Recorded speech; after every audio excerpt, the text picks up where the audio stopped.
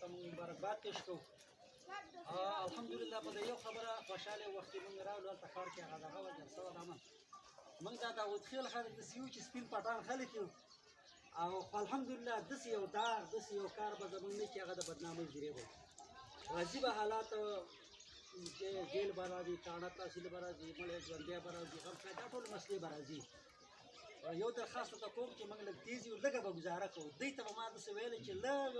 دغه کوو انشاءالله الله به لارې راوباسي زموږ دپاره او ماشاءالله په هغې کې چې څومره زموږ ملګرو داود خیل سنجابي صاحب ویلې منډې کړې تللې کړې هر سړي زموږ د سر صاحب نه واخله تر ټولو پورې مشرانو کشرانو الله دې ټول له جزای خیر ورکړي.